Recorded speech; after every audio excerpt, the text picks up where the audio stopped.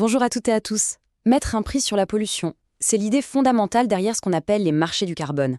Mais concrètement, comment est-ce que ça fonctionne? Allez, on part ensemble pour un tour du monde de cet outil climatique clé et on va voir à quel point son application peut être radicalement différente d'un endroit à l'autre du globe. On commence avec un chiffre et il est assez parlant. Aujourd'hui, près d'un quart, oui, 23% de toutes les émissions de gaz à effet de serre dans le monde sont couvertes par une forme de tarification du carbone. C'est devenu un phénomène vraiment mondial et ça a pris une ampleur considérable ces dernières années. Mais voilà, derrière cet objectif commun, la réalité, elle, est incroyablement variée.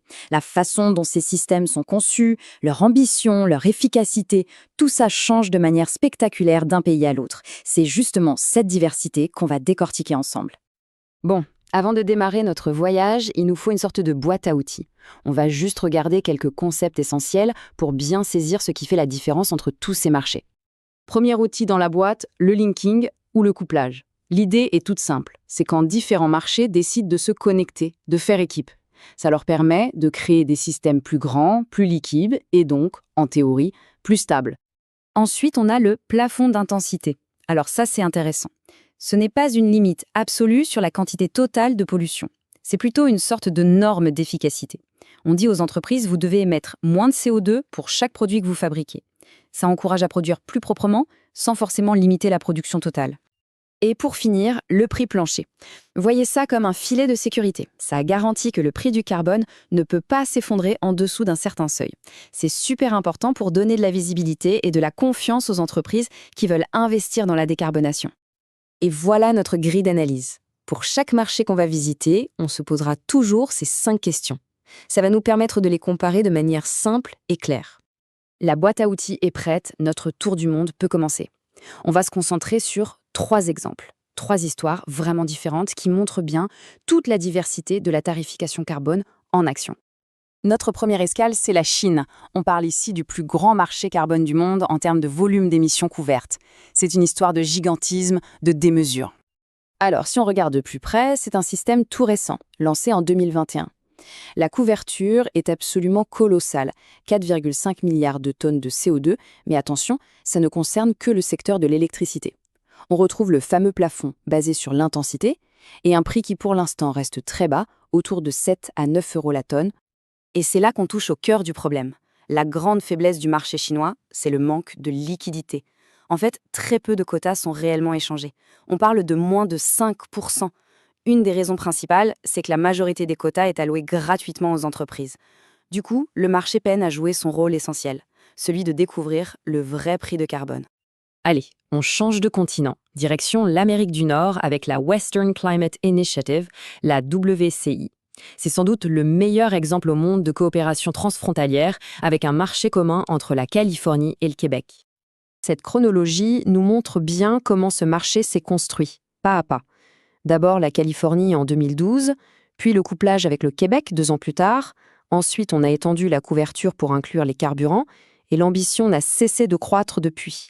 C'est un vrai modèle de construction patiente et réfléchie. La vraie innovation de la WCI, elle est là. Dès le départ, ils ont mis en place un prix plancher solide à 20 $. Ça a envoyé un signal de stabilité et de confiance énorme aux investisseurs. Et ce n'est pas tout. Non seulement il y a un prix plancher, mais en plus, il augmente automatiquement chaque année. Ça crée une trajectoire de prix prévisible, qui monte, et ça, c'est exactement ce qu'il faut pour encourager les investissements à long terme dans les technologies propres. Notre dernière étape nous emmène en Nouvelle-Zélande. C'est un des plus vieux systèmes au monde, et c'est aussi l'un des plus singuliers. Pourquoi? Parce qu'il intègre totalement le secteur forestier. Et ce graphique, il est très clair. Il nous montre le défi principal du pays. Le marché est littéralement inondé de crédits qui viennent des forêts. Ces crédits forestiers représentent les 2/3 de l'offre totale. Le risque, c'est que ça noie complètement les efforts de réduction d'émissions des autres secteurs. C'est un véritable casse-tête pour trouver le bon équilibre. Bon, après avoir exploré ces cas spécifiques, prenons un peu de hauteur. Mettons les principaux marchés carbone de la planète côte à côte pour les comparer. Ce tableau résume tout parfaitement. D'un seul coup d'œil, les différences sont flagrantes. On voit l'ancienneté et le prix très élevé de l'Europe, l'immense couverture mais le prix très bas de la Chine, l'ambition de la WCI et des défis très spécifiques qui reviennent, comme la liquidité, un problème en Chine mais aussi en Corée du Sud, ou cet équilibre forestier si particulier à la Nouvelle-Zélande. Alors quelle est la suite? La tendance de fond semble assez claire. On se dirige de plus en plus vers une connexion de ces marchés, qui étaient jusqu'ici isolés, pour peut-être former un jour un réseau mondial plus intégré. Et le mode d'emploi de cette intégration, on le trouve où? Eh bien, dans l'accord de Paris, et plus précisément dans son fameux article 6. C'est lui qui fixe les règles du jeu, pour permettre aux pays de connecter leurs marchés, d'échanger des réductions d'émissions, tout en s'assurant que ces échanges soient bons pour le climat. C'est le vrai moteur de cette future coopération. Et on termine avec cette question, qui résume finalement toute la complexité du sujet. Créer un réseau carbone mondial, c'est une promesse d'efficacité, c'est une promesse d'ambition. Mais ça va demander de trouver un équilibre incroyablement délicat entre les intérêts de chaque pays et l'urgence climatique mondiale.